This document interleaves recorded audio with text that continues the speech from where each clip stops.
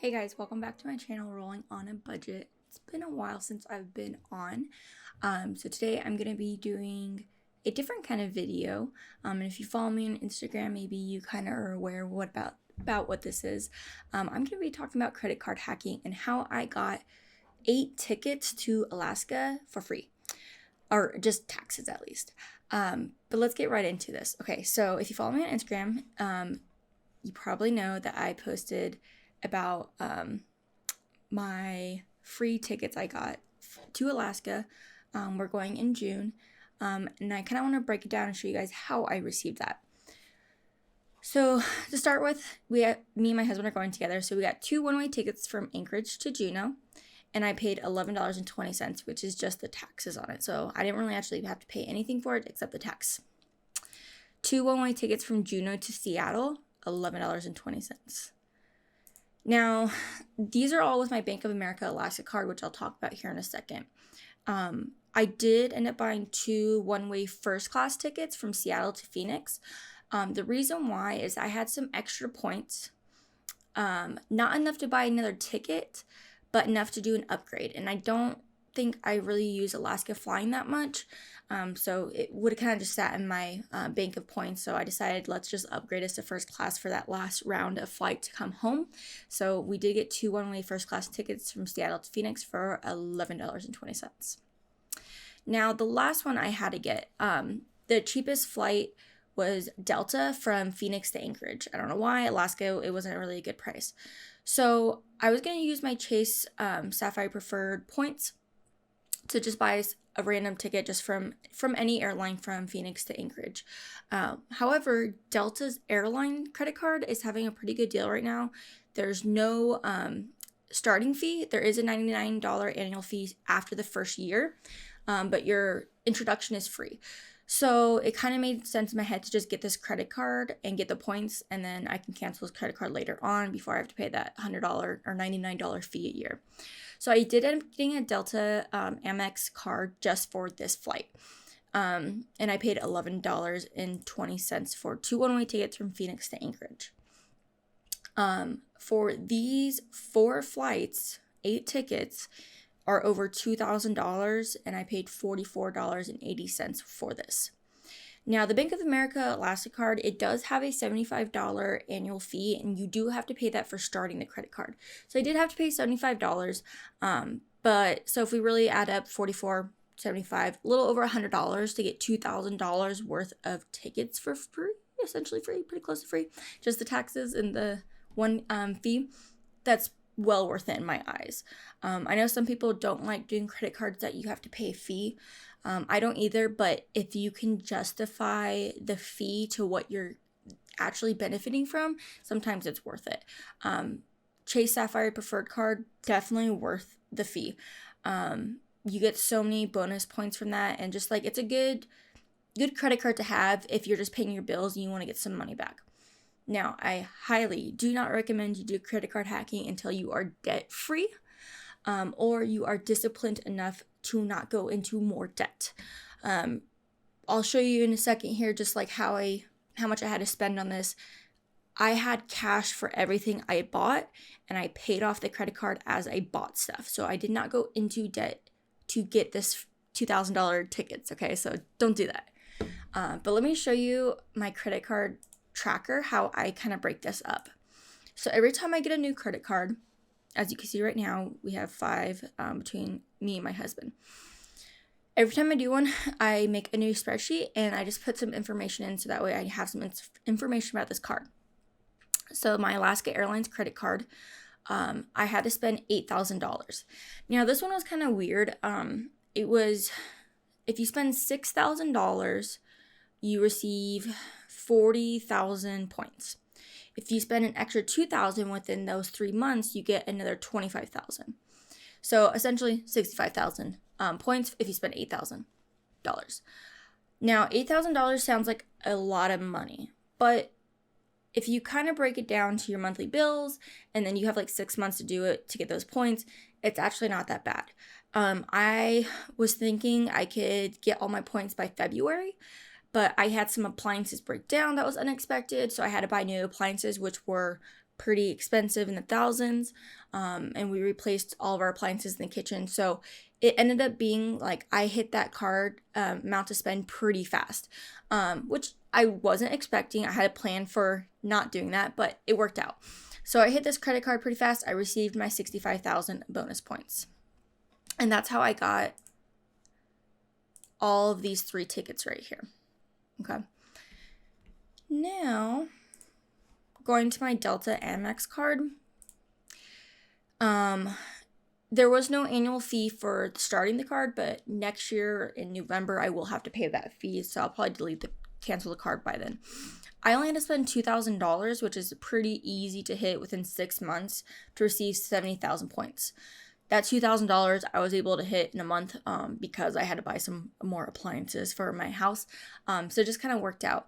When I was doing the Chase Sapphire Preferred credit card, I had a game plan of how to hit that $4,000 spending limit to get the bonus points written out. I knew I was going to Airbnb a cabin, and so I knew I was gonna have a high amount to spend for that. I had the cash for it, but I had high amount to spend for that. We knew we were getting some landscaping down. So if you know you have big projects coming up or big expenses coming up, I highly recommend looking at some credit cards that you can get some huge bonus points for, because either way you're going to spend that money, right? Either way, I knew I was going to have to get that Airbnb. But doing it on a credit card, I received the bonus points, so it's kind of worth it. I do also like to write down extra points, okay, this is what I'm going to get extra points, or just benefits. So I get a first check bag free, main cabin priority boarding, some stuff like that. And then I write down when my annual fee is, so I don't forget. If I want to keep the card, I at least know, okay, this is going to cost me this much on this day, or if I want to delete the card, cancel it, I can do that too. Okay. So I received 70,000 points for that. So this is how I keep track of my credit cards, make sure we are hitting our limits, moving on to the next one or whatever. For those people asking, has this affected my credit score? No, it has not affected my credit score whatsoever. Actually, my credit score bumped up last month, 12 points. So if you have an okay credit score, I don't have any debt besides my mortgage, it doesn't really affect you. Now, if you're pulling up new credit cards all the time and you're turning around and canceling them all the time, then yeah, it's going to affect your credit score. However, I don't plan on canceling my Sapphire Preferred card. I think I will probably cancel Delta depending on what trips I have coming up, if I'm going to be able to use that or not. And same with Alaska. I just don't know. I have a year to think about it. And then you can always call the bank too and ask them to lower that fee annually, or if you can get a one-time removal. And sometimes they're really nice about that and they'll let you do that. You just have to ask. So for those of you wondering what the credit card offer is now for Alaska, right now it's a 40,000 bonus miles for the credit card with a $75 annual fee. So it changed a little bit from when I applied for this in September, October. It doesn't have that additional 25,000 miles that it had when I applied for it. Now the Delta one, same thing, they lowered the miles by a lot. So I got 70,000 bonus points for spending 2,000. Now they're doing 40,000 bonus points for $1,000 of spending. It's not necessarily bad, but to spend another 1,000, you get another 30,000 miles. It's kind of worth it to me. So I signed up at a pretty good time for both of these cards. That's what I highly recommend, is just keep an eye out on some credit card offers. Now, don't just take any credit card offer that you see coming in. Make sure it's going to benefit you. I knew we were going to Alaska, and I knew I didn't want to pay for the tickets. So I was like, okay, I'm going to look at the flights we have to take. I knew we were going to take Alaska, and then I knew that Delta was also the cheapest one to get to Anchorage. So I looked at those credit cards. It worked for me. Hit that spending amount. I got those points. I already bought my tickets. Don't just pull up a credit card just because it's a $200 reward back. That might not actually be a good credit card for you. It might have a high annual fee and stuff like that. If you have a credit card that has a $0 annual fee, I highly recommend you keep that card open forever, because it's not costing you anything to have that credit card, but it is helping your credit score. Now, if you're getting a bunch of fees for that card, then yeah, don't have it. But if you have a 0 annual fee, I always recommend the Chase Freedom Unlimited card, it's a 0 annual fee and it has pretty good points for like how much you spend. I think it's like 2% back, 3% back, depending on what you spend, and 1.5% back on everything. So I'm making money for stuff I'm already going to spend money on. And if you're like, oh my God, what would I spend money on every month to get these bonus points? Literally anything. You have to go to the grocery store, get groceries, right? Put it on the credit card, pay it off right when you leave the grocery store. You get free money back essentially, right? Credit cards only win when you aren't making the payments or you have debt on it, right? So don't have debt on it. If you spend the money, make sure you have that money in cash to go ahead and pay it back so that way they don't get that interest off of you. But yeah, everyone was kind of wondering how I got my Alaska tickets for free, and this is kind of how. Like I said, I got all of this right here. That's how much it would have cost me for these tickets. I paid $44.80. That's it. Plus my $75 fee for my Alaska card. But well worth it in my eyes. So a little over $100 for a little over $2,000 worth of tickets. Like I said, guys, I don't recommend credit card hacking for everyone.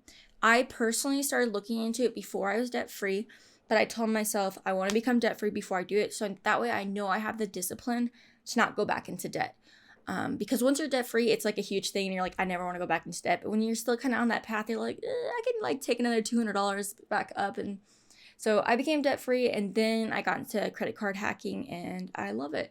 Right now, between my husband and I, for our Chase Sapphire Preferred, we have like 200,000 points, and we plan to go to Japan and pay for the flight tickets for free, right? Just the taxes. But other than that, we haven't really used them. We're trying to accumulate them up for bigger trips that we plan on going on and just paying the tickets like that. But yeah, so everyone's been asking about that, so I want to kind of talk about that and how we got our Alaska tickets for free. It saved us a lot of money, right? Like that was over $2,000 I didn't have to budget for this trip. So in my eyes, I can spend a little bit more having fun there, doing some like excursions and like some experiences there that I probably wouldn't have done if I had to pay for those flight tickets and put that into that budget. But if you guys have any questions about credit card hacking, please let me know down in the comment section. I'm pretty new to this. I've been doing it since June. So not even a year yet, but I really like it and I see the benefits of it. So let me know if you guys do credit card hacking, what good credit cards you guys have right now, any high bonus point values going on right now. And if you like this video, don't forget to give it a thumbs up and subscribe to my channel. Bye guys.